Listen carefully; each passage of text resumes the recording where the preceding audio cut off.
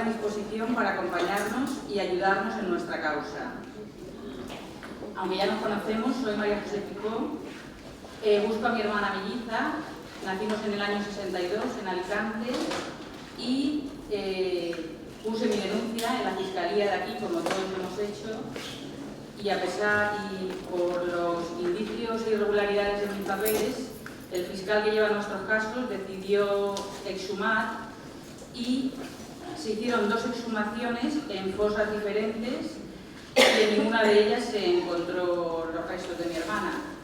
A pesar de eso, fue archivada con la más absurda de las excusas, diciendo que no se sabe qué hizo el enterrador con aquella cajita que no aparecía. Necesitamos saber dónde está.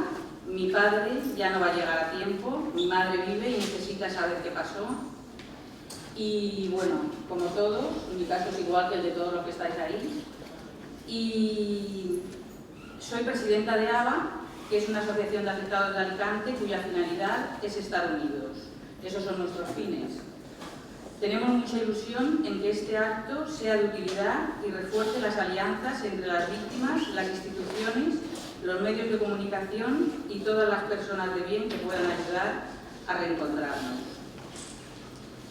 Tengo aquí datos del 10 de abril de Fiscalía, donde nos dice que el estado de las denuncias, y de momento hay 46 denuncias archivadas, 7 están en tramitación, 3 están pendientes de ADN, 3 pendientes de informe del cementerio, 1 pendiente de investigación policial y 7 están en el juzgado. Estos son los datos hasta ahora.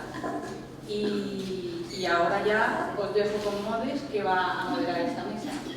Quiero dar las gracias también a María José y a todas las personas que me estáis haciendo llegar vuestros casos, vuestras inquietudes, vuestras demandas para llevar a las Cortes Valencianas y para intentar que desde allí se pueda ir poniendo un poco más de luz a esta causa. Para mí es un honor defender la causa de las víctimas de los niños robados y adopciones irregulares, por mi condición de mujer, de madre, matrona, investigadora en una parte del franquismo, de los últimos años del franquismo. Pues esto me ha hecho ser un poco conocedora más conocedora de la doble represión que tuvieron las mujeres pobres, las mujeres republicanas, a las cuales se les arrebataba su hijo nada más nacer y se daba en adopción o se vendía para que ese niño tuviera un futuro a juicio de las personas que se arrogaron ese poder, a juicio de esas personas, un futuro mejor posiblemente de más dinero, pero no mejor, porque ningún niño, ninguna persona puede ser arrebatada de los brazos de su madre. Yo creo que esto demuestra que en este caso las mujeres que dieron la vida en el momento del parto, que sufrieron el dolor, sufrieron luego el dolor de que se les arrebatara a sus hijos y sobre todo sufrieron también el hecho de ser consideradas víctimas, de ser consideradas que no habían oído llorar al niño, que habían sido víctimas de engaños y de mentiras y que han vivido muchos años como diciendo, ¿lo oí llorar o no lo oí llorar? ¿Era cierto? ¿No era cierto? ¿Qué me pasó? Víctimas también pues, de las drogas que se administraban en ese momento en el parto, ¿no? El tema yo creo que hay demasiados personajes oscuros en toda esta trama que, como se ha visto, ha funcionado desde todos los lugares de España. El fenómeno de los niños robados no es un fenómeno exclusivo del país, digamos que es un fenómeno universal que se da en todos los países y que se da en todas las culturas y en las civilizaciones. Hace unos años Paco Lobatón empezó con su programa, ¿cómo se llamaba? ¿Quién sabe dónde? Empezó a destapar que había ahí un submundo de muchas dudas, de mucha oscuridad. Y hace también muy poco, Paco Lobatón también descubrió a los telespectadores que también había sido víctima de un torturador como era Billy el Niño.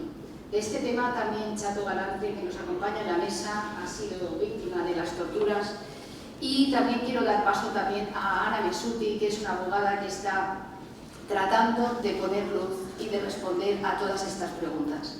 Yo no voy a hablar yo más porque hoy tienen que hablar ellos, tienen que ayudar a encontrar esas respuestas que todos los días se hacen centenares de miles de personas en este país. Hoy es su cumpleaños, ¿dónde está? Hoy enterramos a su padre y él no está o ella no está. Son demasiadas casualidades que se traten de mellizos, de mellizas, de gemelos, que son los T1.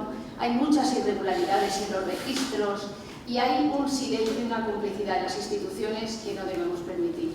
Yo hoy modero esta mesa, pero quiero deciros que en las Cortes Valencianas llevamos 2 años y medio luchando para que se cumpla una resolución que comprometía a todos los partidos políticos con representación en la Cámara a luchar y a defender esta causa. Sin embargo, 2 años después, lo único que estamos descubriendo es que se han archivado más querellas, no se han realizado más exhumaciones, los ADNs en la Comunidad Valenciana tardan meses y meses en realizarse y no tienen la garantía que las víctimas necesitan y, por tanto, quiero denunciar que ese compromiso que hubo en la Cámara de ayudar y apoyar a las asociaciones no se ha cumplido. Y quiero también decir que representantes nuestros, como son de la Asociación de Memoria Cívica en Alicante, hace muy pocas fechas celebramos el 75 años del final de la Guerra Civil, han estado en el Parlamento Europeo con eurodiputados socialistas tratando de que en Europa se le dé luz, se le dé voz a las víctimas, porque esto es un crimen de lesa humanidad que tiene que interesar a todos los organismos internacionales.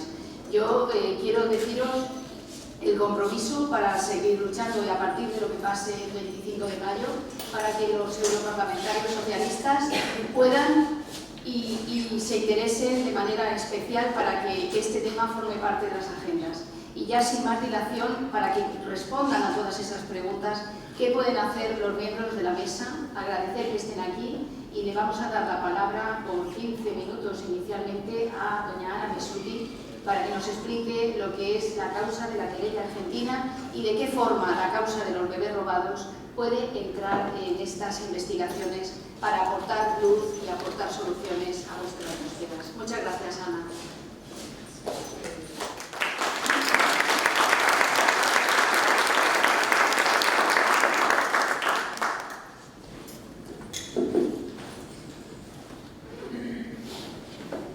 Hola, buenos días a todos. Les agradezco mucho que estén aquí. Agradezco mucho la invitación de la Asociación de Víctimas de Alicante, Bebés Robadas y Adopciones Ilegales. Agradezco a la universidad también la hospitalidad que nos está brindando. Pero como he dicho al principio, les agradezco a ustedes, porque ustedes son los que realmente, aquellos que nos escuchan cuando vamos explicando lo que estamos haciendo, son los que nos dan las fuerzas para seguir adelante en esta lucha. Tenemos que aclarar una palabra que se me ocurre recién hace unos pocos días. Empecé a cuestionarme, pero Dios mío, ¿por qué íbamos a llamar a la querella argentina? Es la querella española. Y es importantísimo tenerlo claro. Es la querella de los españoles que no tienen justicia en su país, que se tienen que ir a la Argentina a buscar. Así empezó, nos fuimos nosotros los que vinimos. Nosotros vinimos en otros años, en otra época, cuando no había justicia en nuestro país, cuando teníamos leyes equivalentes a la ley de amnistía, pero leyes férreas, y gobiernos también que impedían totalmente la búsqueda de justicia a todas las víctimas. Era fue una dictadura, un periodo mucho más breve, es decir, no fueron 40 años, fueron 8 años, pero muy sangrientos, muy sanguinarios. Fueron menos tiempo tal vez los que pasaron, menos años los que pasaron en la democracia hasta la justicia, porque la democracia no significa justicia. La democracia significa pasar de un régimen dictatorial a un régimen elegido democráticamente. Pero de ahí a que se consiga luchar, combatir la impunidad de aquellos que participaron en los crímenes que se consiga investigar esos crímenes, que se consiga reconocer que esos crímenes se produjeron, pasa mucho tiempo. Y hay que comprender ese tiempo que pasó, pero no dejar seguir pasando ese tiempo, porque nosotros somos finitos, nos vamos a ir muriendo. Ya se nos han muerto algunos querellantes, por ejemplo, desgraciadamente, y no de mucha edad, es decir, podemos morir en cualquier momento y todos podemos morir. Esa vinculación de la muerte con la justicia no es literaria, es una vinculación realista, absoluta y dolorosamente realista. ¿Cómo empezó esto? Les digo brevemente porque no quiero irme del tema, porque sería irme demasiado del tema, contar todo lo relativo a la querella. Pero empezó por una búsqueda no de hijo, sino de padre, y no de padre vivo, sino de padre muerto. Es decir, don Darío Rivas, un hijo de un alcalde republicano que había sido asesinado en la provincia de Lugo, en el pueblo de Castro Rey, había logrado la exhumación ya de su padre. Este es un caso muy interesante porque ya concretamente no tenía nada que pedir, no iba a pedir una indemnización económica.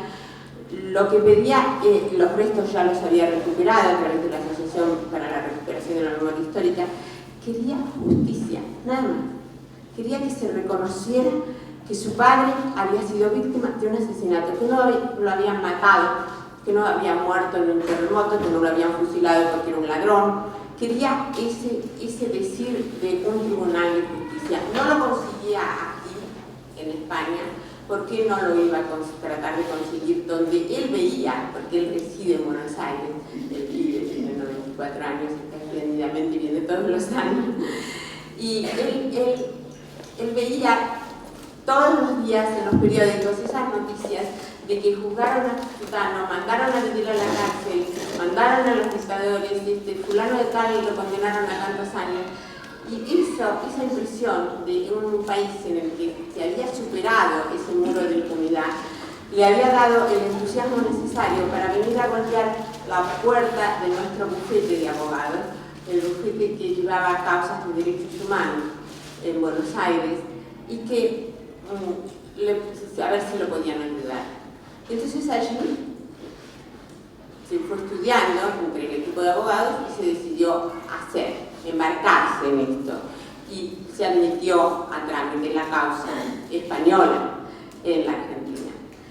¿Cómo puede ser que un tribunal de la Argentina juzgue los crímenes en España, que se cometieron en España? Eso es muy clave, y entender eso es muy simple. Es el principio de jurisdicción universal. Tenemos que partir de ese concepto, saberlo, porque sin ese concepto no podemos entender qué se está haciendo en la Argentina y podemos aceptar la falta de colaboración que en este momento tenemos del gobierno español. Podemos decir, esto es inaceptable. ¿Por qué?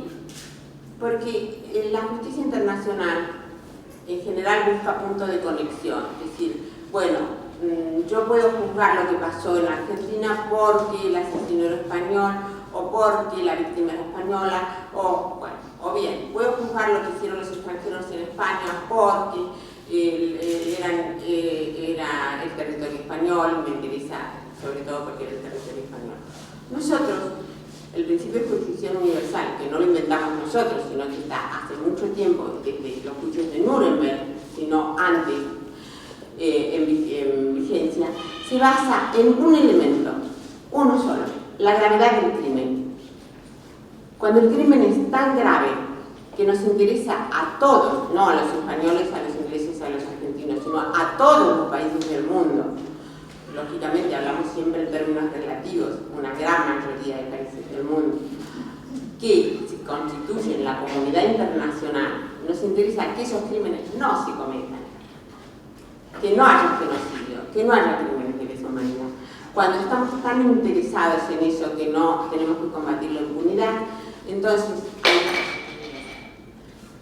tenemos en aplicación el principio de jurisdicción universal. ¿Qué significa? Que todos los países tienen derecho, están facultados a juzgar a los autores de esos crímenes. No importa que no se hayan cometido en su territorio, no importa que no haya ningún ciudadano del país que se juzgue. Lo que importa es que el crimen ha sido tan grave, tan notablemente grave, que si yo, Argentina, no intento juzgarlo, soy cómplice de ese crimen. Entonces eso ya se dijo en el Tribunal de Nuremberg. Ya se dijo que los estados que toleraron el nazismo, los estados que se quedaron callados, lo que hacen y vieron como de la manera espantosa en que trataba el Estado alemán a sus ciudadanos, son cómplices, están contribuyendo a eso. Cuando nosotros ya no podemos hacer nada porque el tiempo pasó, si no contribuimos por lo menos a investigarlos, a aclararlos y a dar una respuesta a las víctimas, entonces seremos cómplices también. La Argentina no está haciendo un favor a España. La Argentina no le está devolviendo el favor que nos hicieron cuando juzgaron a Chilingo acá, el genocida que vino a confesar, que había arrojado personas vivas desde el avión. La Argentina está cumpliendo una obligación internacional que tienen todos los estados. Se está haciendo en la Argentina porque vinieron a la Argentina a pedirnos, y la Argentina tiene todas las condiciones legales para hacerlo porque ha reformado su constitución, ha anulado las leyes de obediencia debida y punto final, ha dado todo un panorama, digamos, político-jurídico que permite a los jueces juzgar esos crímenes. Entonces nosotros tenemos una posibilidad de aplicar directamente los tratados internacionales, no necesitamos ningún vericueto, ningún artilugio legal, tenemos que aplicar los tratados internacionales directamente, no necesitamos una ley en el Código Penal que diga la tortura está prohibida y tiene una sanción de tantos años. La tenemos, pero no importa, si no la tuviéramos, tenemos la Convención contra la Tortura. Entonces, eso España también lo tiene. Eso es una lectura del ordenamiento jurídico que hacen los jueces, que tienen que hacer los jueces, que tienen que invitarlos a ser los abogados, pero que tienen que encaminarse a una sola cosa, que es no dejar impunes esos crímenes. ¿Por qué? Porque no podemos vivir así. Yo lo veo todos los días cuando recibo las querellas. Las querellas que hemos recibido hasta ahora parece un paseo, un recorrido por un museo de los horrores. Porque los invito a casa a que lean las querellas, si no tendría la confidencialidad, tengo que respetar la confidencialidad de las querellas. Pero son todo el espectro de victimización. Recorremos una España victimizada. Tenemos que tener claro que recorremos no solamente geográficamente España, sino todo un mapa de victimaciones. Yo a veces cada vez que tengo que leer las víctimas, tengo que tener cuidado de tener una lista, siempre llevo la lista, porque me puedo olvidar de alguno, no tengo derecho a olvidarme de ninguno. ¿Por qué? Porque han sido crímenes de lesa humanidad o genocidio. Cualquiera de las dos nos va bien para no tener discusiones que tenemos en los tribunales argentinos sobre si es genocidio, lesa humanidad, que el derecho penal internacional todavía está evolucionando. Tenemos un gran mapa de la primera época de las fosas, gente enterrada, asesinada, arrojada como perros. Tenemos los fusilados sin ningún juicio, sin nada, absolutamente. Los fusilados con juicio, pero juicios que hacen reír realmente porque son una farsa.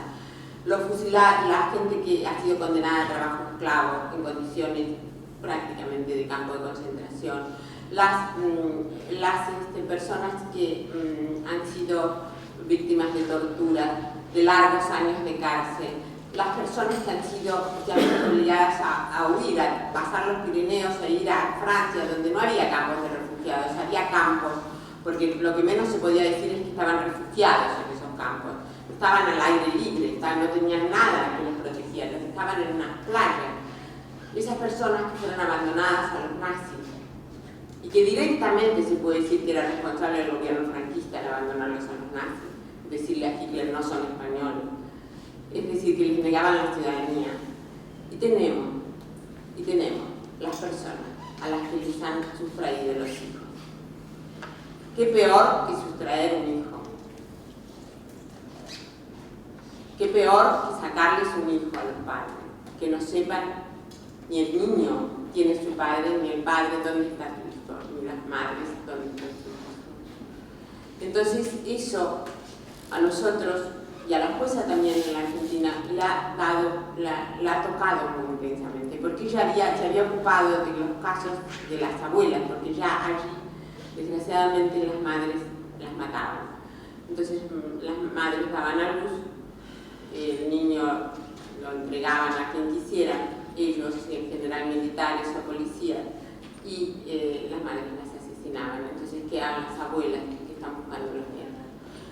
En vuestro caso no es lo mismo. Tenemos que tener las cosas muy claras aquí, muy claras, porque como ha dicho la diputada, nosotros no se trata de casualidades, son demasiadas casualidades. Tenemos que tener muy claro que es el argumento que nos han dado en las listas de extradición, que se tratan de actos aislados. Decir actos aislados es como decir son casualidades. El señor tal torturaba un día, otro día, y torturó unas cientos de personas de casualidad. Es decir, no, señor, había algo que lo protegía, había una vulnerabilidad especial de la víctima. ¿Por qué? Porque el Estado era cómplice en esto. Entonces acá nos encontramos con el elemento clave del crimen de lesa humanidad, que es al que responde la Constitución Universal. Constitución Universal, crimen universal, llamémoslo. El crimen que a todo el universo repugna. Tenemos ese crimen asociado a algo, que es la vulnerabilidad de la víctima. ¿Quién es más vulnerable que un niño? ¿Quién es más vulnerable que un recién nacido? Entonces, esa sistematicidad, esa es la palabra, es decir, esa forma de hacer la cosa sistemáticamente, hoy, mañana, pasado, porque la puedo hacer tranquilamente. Sistemático quiere decir en este sentido de puedo actuar reiteradamente bajo la misma cobertura mucho tiempo. Y este mucho tiempo se fue prolongando demasiado en vuestro caso, en el caso de los niños robados. Se fue prolongando, es decir, más allá de la vinculación directa con el franquismo, más allá del régimen político, de las ideas políticas de la madre o del padre.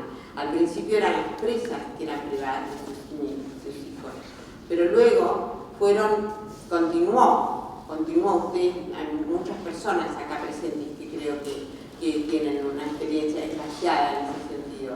Continuó esto, perduró. ¿Por qué? Porque se había creado una estructura de impunidad, se había creado una forma de actuar de manera tal, con tal impunidad, que no había nada que nos impidiera. Y no solo eso, sino que también parte del delito, parte de estos crímenes, es el ocultamiento de las pruebas. Entonces todo se hace tremendamente complicado y difícil para la víctima. La víctima queda indefensa, no solo para defenderse en el momento del crimen, sino queda indefensa para toda la vida, para todo el resto de su vida. ¿Por qué? Porque el crimen es un crimen continuado, es un crimen que no cesa hasta que no aparece la persona. Entonces no nos pueden venir con prescripción, que es aplicable solo a los delitos aislados. Nos tienen que tener bien claro, que se trata de crímenes de lesa humanidad, que se trata de crímenes de lesa humanidad o de genocidio. Tenemos 2 convenciones internacionales para ampararnos. Ustedes tienen 2 convenciones internacionales para ampararnos. Tienen la Convención contra Desapariciones Forzadas, que tiene un artículo 25, donde se refiere a los niños robados y a la sustracción de menores, directamente. Y tienen también la convención, las más antiguas de derechos humanos, la Convención contra el Genocidio, porque hay un artículo donde define el genocidio y dice una de las formas del genocidio es el traslado de niños de un grupo social a otro. Y si vemos los casos que yo veo, que yo estoy trabajando, el perfil de las madres en general coincide en personas con escasos recursos, o familias numerosas, o madres solteras, situaciones en las que la vulnerabilidad, esa debilidad, esa fragilidad para defenderse, es aprovechada vergonzosamente por los victimarios. Entonces, con respecto a la querella, yo lo hago, las incluyo con toda la solidaridad y toda la empatía del mundo. Las querellas contra los bebés robados, por los bebés robados. Yo contra el tráfico de bebés. Y yo les muchas veces digo, presenten querellas a través de las asociaciones. No presenten querellas individuales, porque no, es decir, está bien que se presenten también si lo necesitan, si lo quieren expresar así. Pero ¿qué pasa? Que nosotros desde la Argentina no les podemos prometer que vamos a investigar de manera tal que se pueda encontrar al niño. Uno no puede hacer falsas promesas. Lo que se puede es decir, bueno, esto va a ser considerado, va a ser visto, va a ser estudiado, lo ha ya visto la jueza, se va a pronunciar considerando que parte de los delitos de lesa humanidad y genocidio, que ustedes han sido víctimas de esos. Después lo que se pueda lograr, ya lo veremos, pero no podemos prometerlo. Yo no prometía jamás que se iba a meter en las exhumaciones la jueza, digo porque el territorio es español, sin embargo ha ordenado una exhumación, ha ordenado la toma de ADN a una señora que viajó a Buenos Aires, de 88 años, y esa exhumación ahora en este momento se encuentra en un juzgado de Guadalajara. Que no nos quiere atender la jueza, dice que no sabe el procedimiento. Lo sentimos mucho, vamos a tratar de explicarle el procedimiento entonces. Pero lo importante es que se mueve, algo hay que poner a las personas entre la espada y la pared. No que cuando hicimos las vistas fue decepcionante. Lo esperábamos, sabíamos que las vistas de extradición, cuando se hicieron las vistas de extradición, esperábamos que sucediera lo que sucedió, que negaran la extradición. Pero hay que ver si no fue algo satisfactorio para las víctimas estar allí parado de pie frente a un tribunal penal, a su torturador, que hasta ahora solo había recibido premio. Es decir, yo trato de ser bastante optimista, trato de ser bastante positiva. Vayamos despacio, no miremos lo poco que se hizo hasta ahora, miremos lo que se hizo hasta ahora y sigamos adelante. La causa no es que lleva ya 4 años y no, la causa está abierta. Desde hace 4 años sigue abierta y constantemente se toman medidas, constantemente hay diligencias, constantemente. Ahora esperamos, por ejemplo, posiblemente una futura visita de la jueza. No nos había prometido ya antes, veamos, esperemos. Lo que menos tenemos que hacer es perder las esperanzas en estas luchas. Por eso me parece muy oportuno que estén mis compañeros de SEACO aquí para que les expliquen y hablen de la parte asociativa también y de los bebés robados, en particular Soledad, pero la parte de las asociaciones, el papel de las asociaciones en esta querella es fundamental, ha sido protagónico ese papel. Sin desmerecer las querellas individuales, el causarse, sobre todo cuando nos faltan pruebas concretas, cuando nos faltan apoyo, la suma de querellas que se presentan en una querella asociativa de una asociación se respaldan mutuamente, es algo que nos ayuda.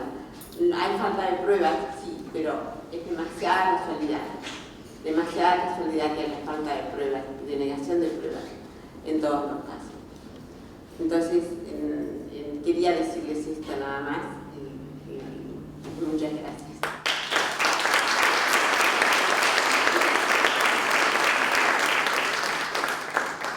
Muchas gracias. Ahora Chano Galante nos expondrá su testimonio y tranquilas, porque después vais a tener la oportunidad también de poder hablar, ¿vale? Bueno,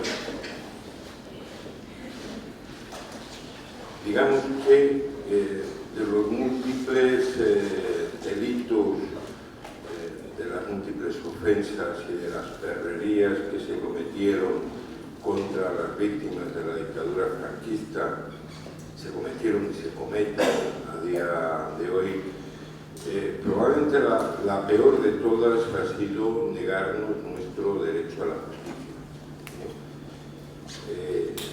El derecho a la justicia, que es un derecho humano básico, primigenio, que está en todas las resoluciones de derechos humanos, en todos los convenios internacionales que han firmado los distintos gobiernos españoles, sea cual sea su color, pero que en base normalmente a argumentaciones increíbles, insostenibles, ofensivas en muchas ocasiones, se nos ha ido negando. María José ha hecho referencia a cómo se puede negar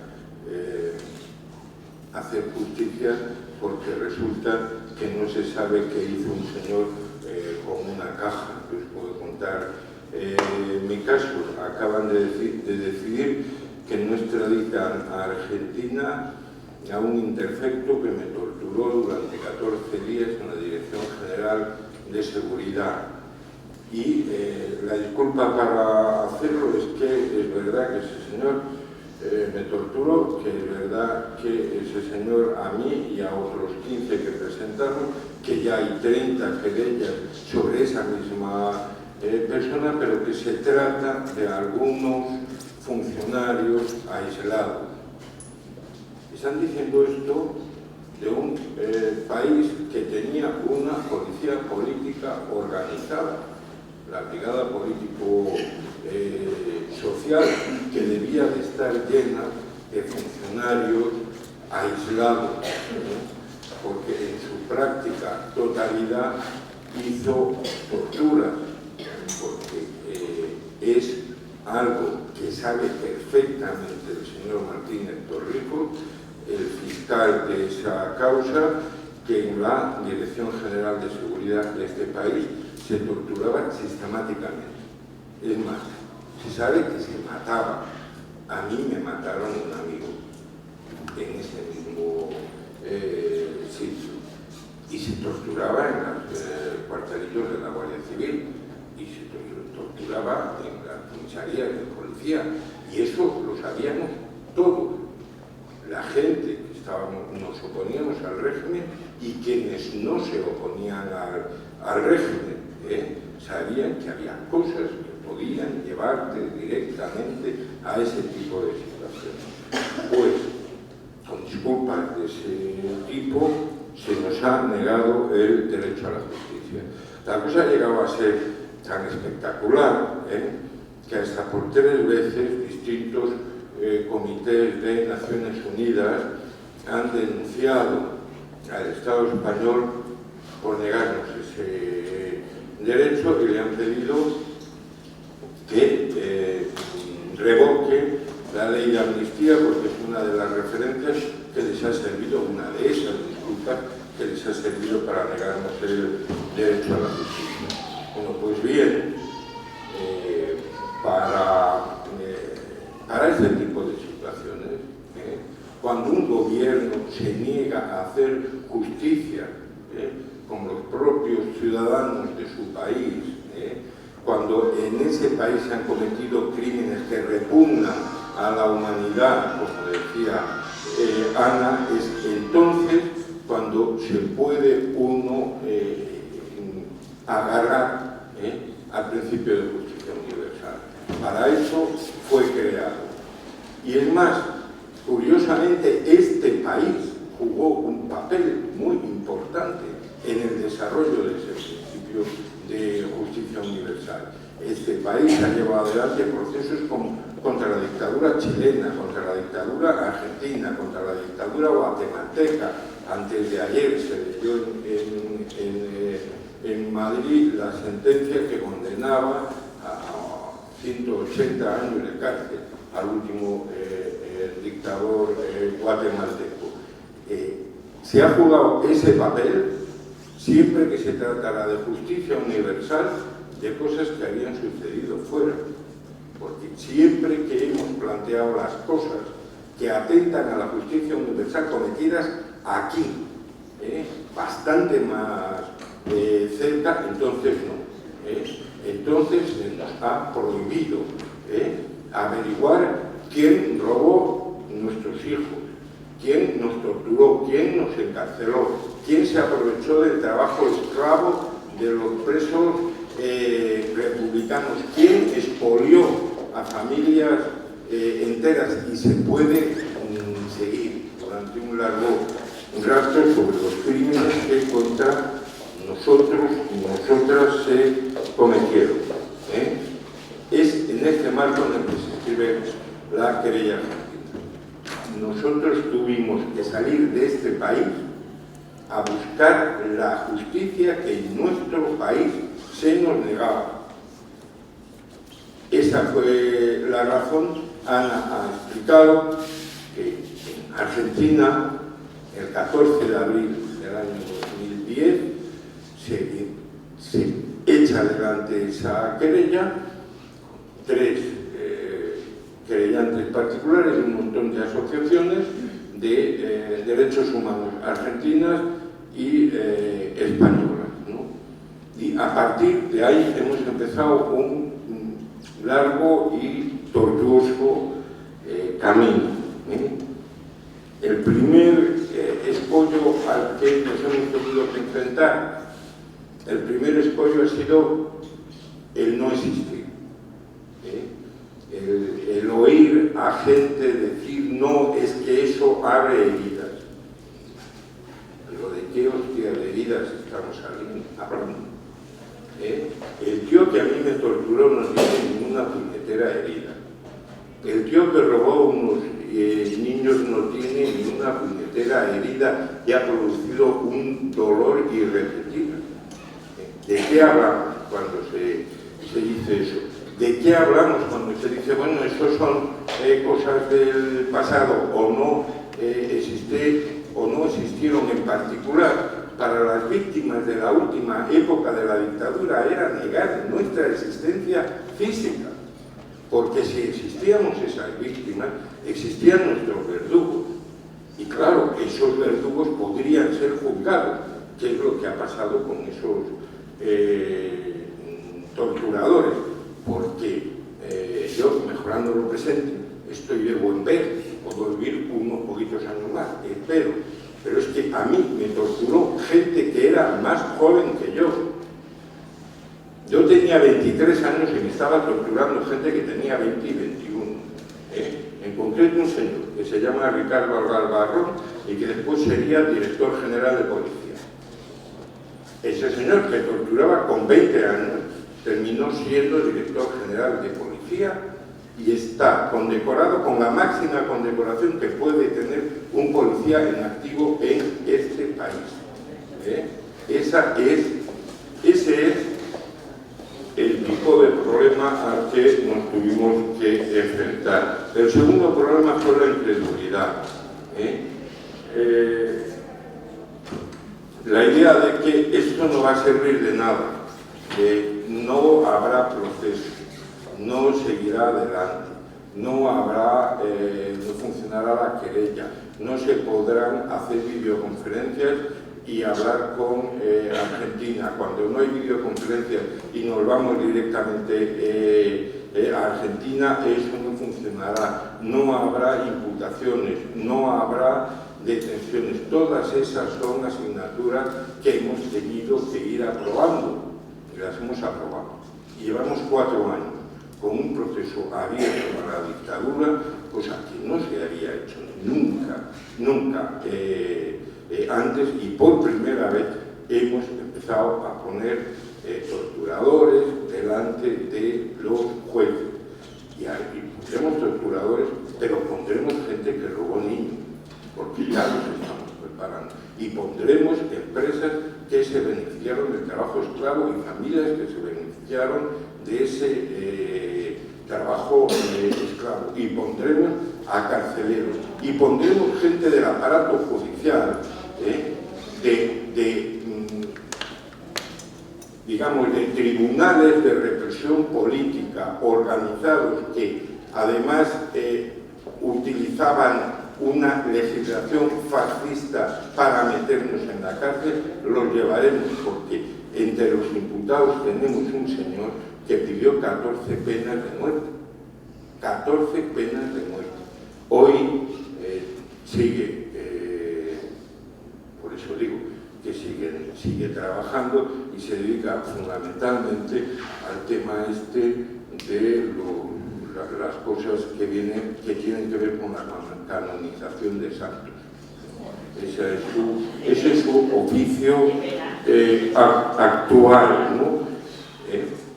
Bien, voy a comentaros un poco, no sé si me estoy enrollando, el recorrido de la querella. Nosotros hemos intentado hacer dos cosas. Ampliar los temas por los que se empezó. Ana se ha referido a que se empezó denunciando fundamentalmente el tema de los desaparecidos y las fosas. Entramos la gente de la cárcel, las denuncias al aparato judicial, metimos el trabajo esclavo.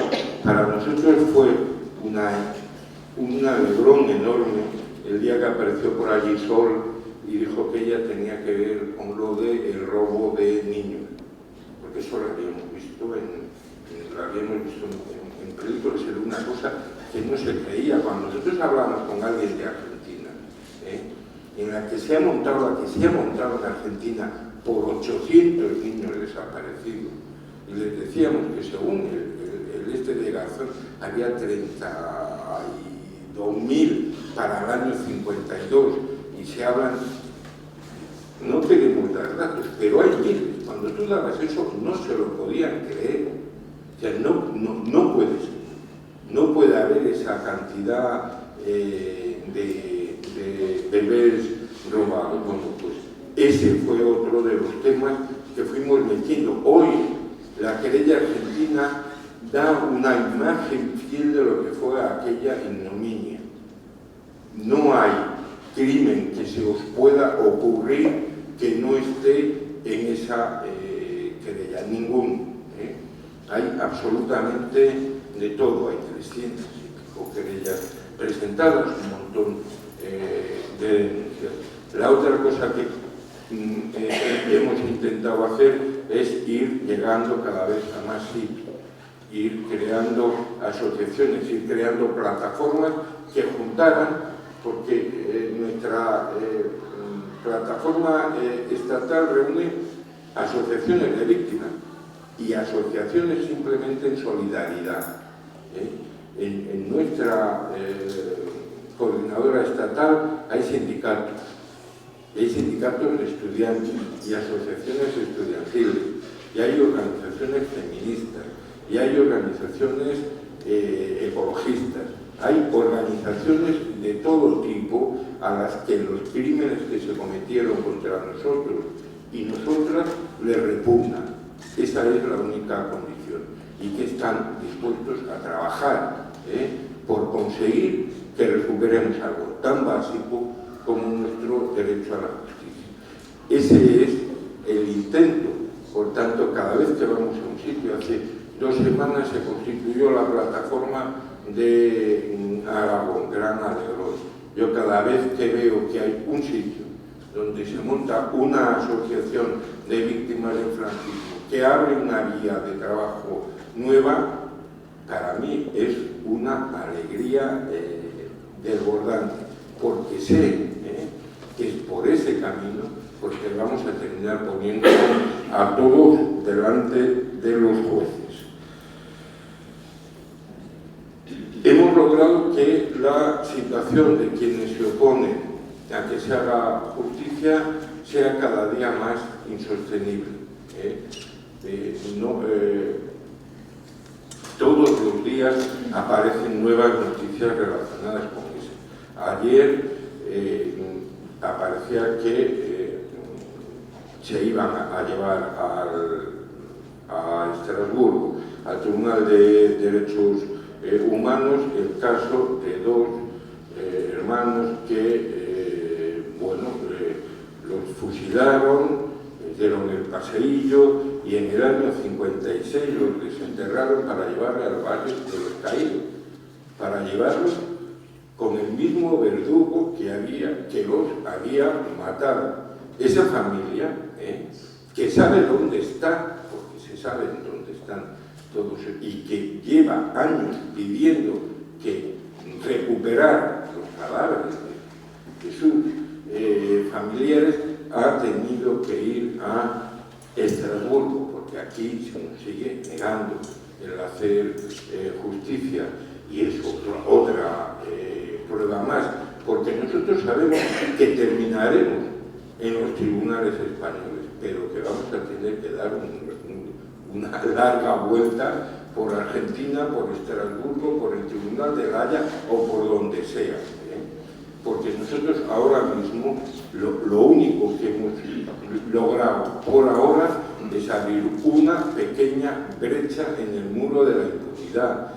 Estamos convencidos que vamos a entrar todos por esa brecha, que vamos a terminar rompiendo ese muro, pero también sabemos que muchas veces la repercusión que tienen las actividades que tenemos es muchísimo mayor, fuera que dentro.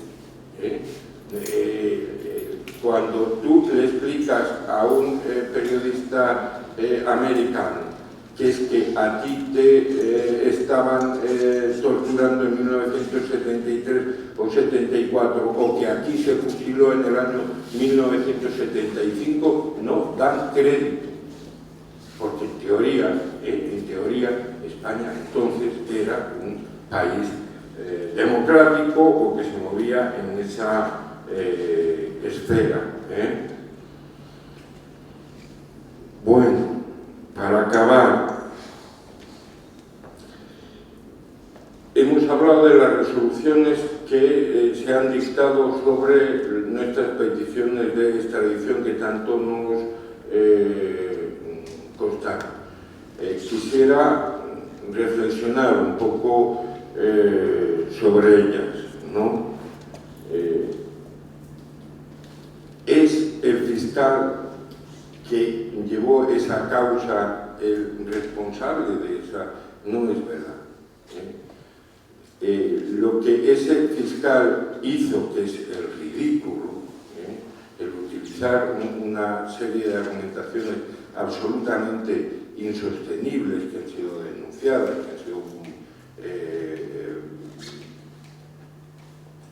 digamos, destruidas por juristas de todo tipo, es cumplir las órdenes del fiscal general del Estado.